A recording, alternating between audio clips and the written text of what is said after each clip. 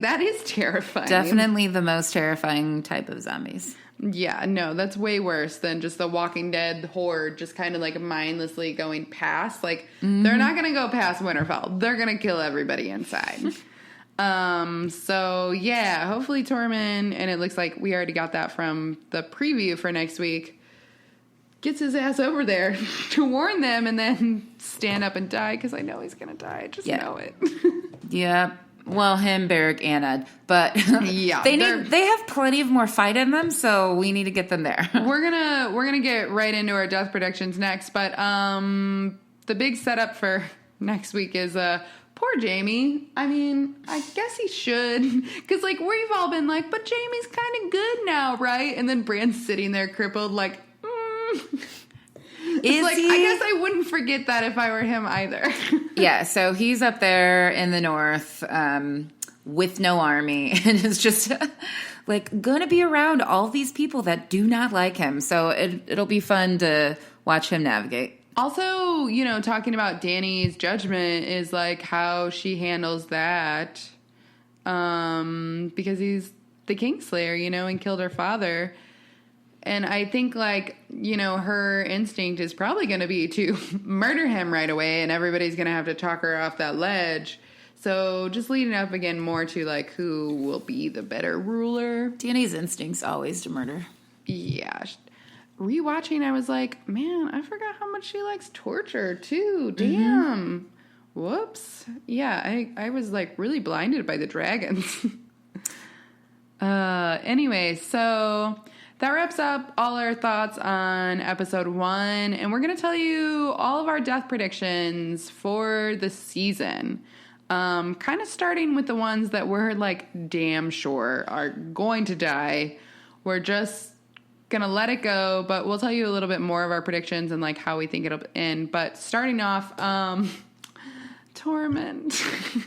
The, like, 100% going to die range for me. Tormund. Yeah. I'm going to be so sad about it. But I really think he's going to come back as a white. So that's, like... You going to see Tormund white? Yeah, okay. Yeah, that's really my just solace there. I think most of mine for the, like, 100% you're going to die range are most of the, like... tertiary sort of like soldier characters. Warriors. So, yeah. Grey Worm, Jorah, Beric. Ed. Yeah. The Mountain. The Mountain's definitely dying. Clegane Bowl. Dario, if he comes back, he can just go ahead and die really quickly. Euron Greyjoy. Oh, yeah. Well, He's and then so there's kind of those dumb. other setup characters, especially anybody on Team Cersei. But Qyburn, and then we know Melisandre and Varys, like, she had that vision that they're both dying. So those are all dead. But the big ones, the major players that I definitely think are going to die, and I think we both agree, are...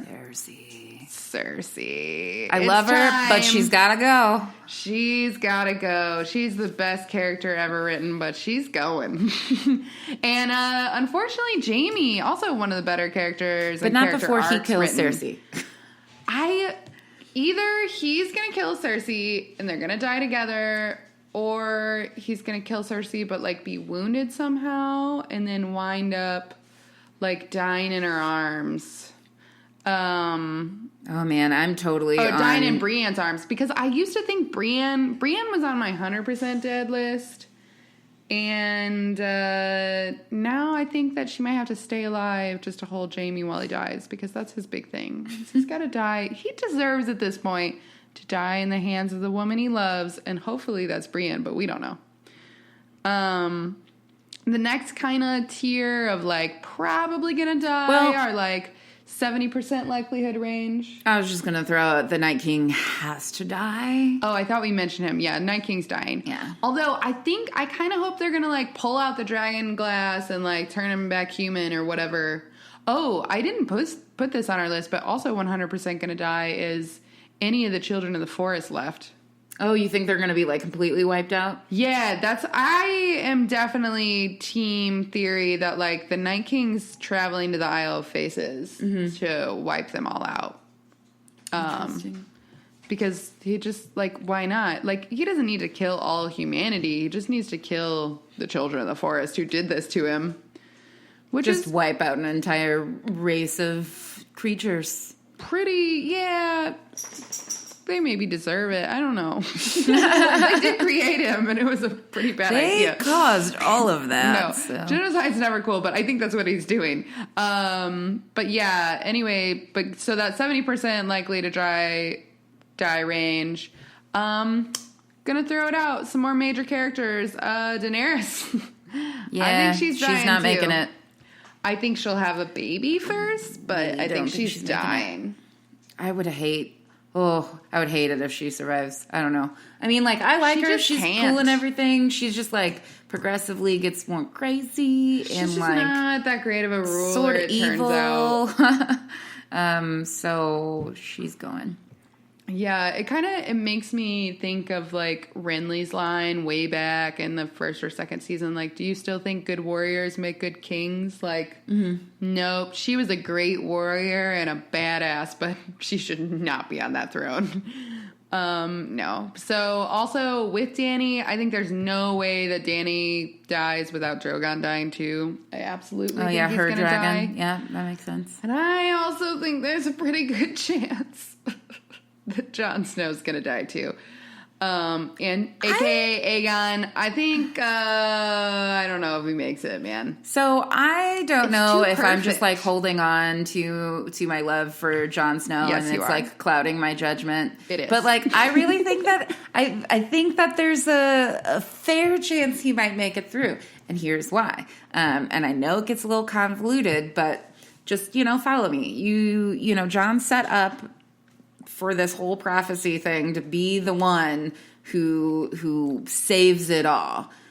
So that's too perfect. So you think he's going to die because that's what shouldn't happen. However, I think George R.R. Martin knows that we figured out his game by now. So then he's going to pull a double reverse switch and he's going to be like, aha, you thought we were going to kill him because he had to live, and now he's going to live because you thought we had to kill him. Do you see the rabbit holes, everyone? You can go down with fangirling. But, yeah, that's interesting. But no, I don't think... I do think that there's, like, the whole, if you think this is going to have a happy ending, then you haven't been paying attention. No way. No way. There's absolutely just get, like, no happy ending. A just ruler who, like, deserves the throne and, like, fought for good, although being kind of an idiot the whole time, and, like, he actually deserves it, and he lives and rules. That's just not happening. I don't think he's going to rule,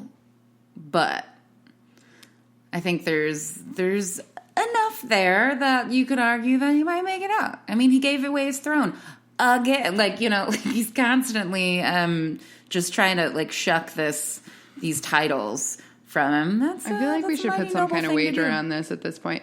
But anyway, other people we had on this list, which, again, Yara Greyjoy was on our 75% until that episode. Now I'm like, nah, I'm moving her back to 50. She sounds a little smarter than we gave her credit for. Listen, I have islands, and I heard these things can't swim, so we're gonna go there. Also on there is Harry Strickland. I just don't see a world where he lives through this. Why not? Like, just bring in the badass warrior, let him do some stuff, kill him. It kind of seems like the GOT thing to do. Ilaria is still in the basement. She might get out of the basement torture chamber eventually. I mean, it makes sense if Cersei's downfall that, like, she probably should get out, but then, like, she could also just die again, and that would be fine. Yeah, I was just like, if she gets out, like, there's no way she's living it through, because, again, she the way she, like, ruthlessly killed, her... Yeah, she's bloodthirsty brother-in-law-ish, whatever kind of relation you want to make that. Mm-hmm. But, like, she's just ruthless about that. Like, there's no way she's making it through. Yeah, and then the other one, little Podrick, and the more I thought about it this episode, the more I'm like, you're probably gonna die. We can't just have a kind-hearted character running around. This is Game of Thrones.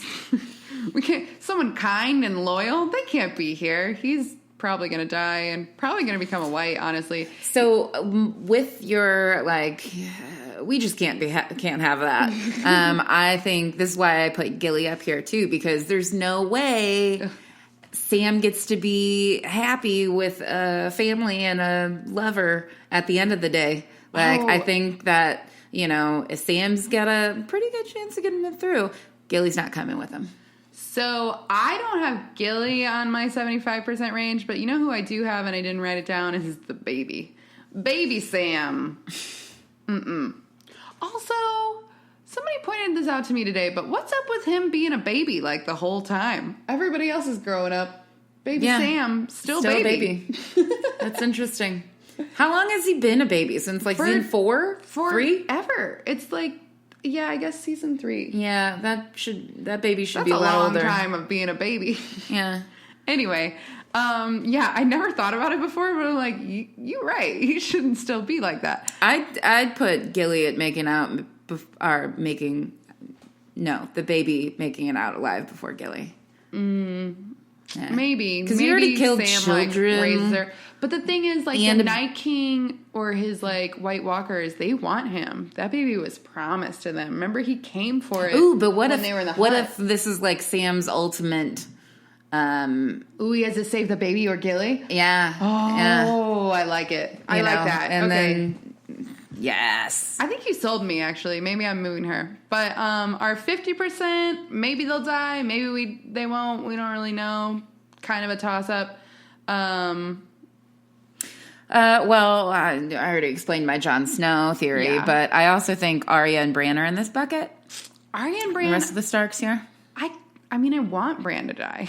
I think he might be in 75 for me. He serves no other purpose once the Night King is dead. He was created to kill the Night King, and I really don't like those theories that he's Bran and the Builder or any of that shit.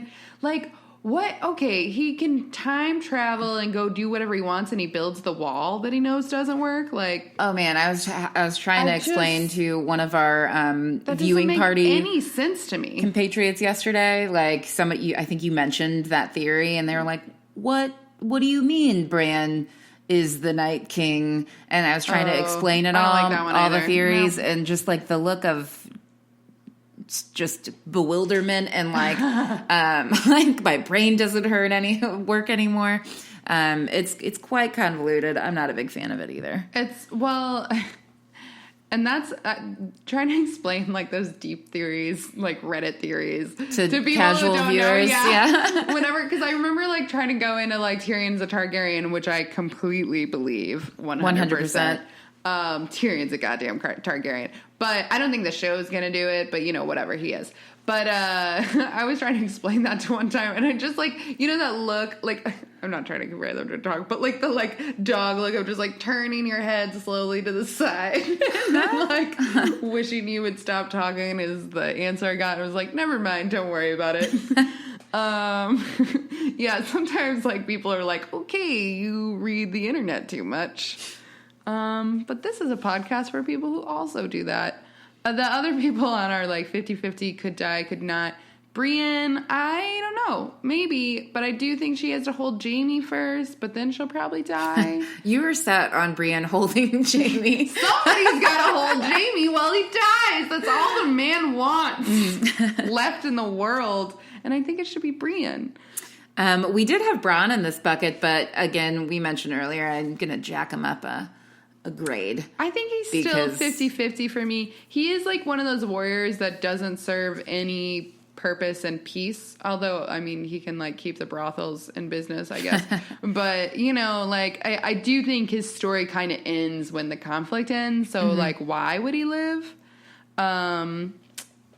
Yeah, I really had that hopes he'd get his castle, but there's no way anymore. Then on the flip side, Davos is really good in times of peace and building community and all this, but he would be too useful. Good. Yeah.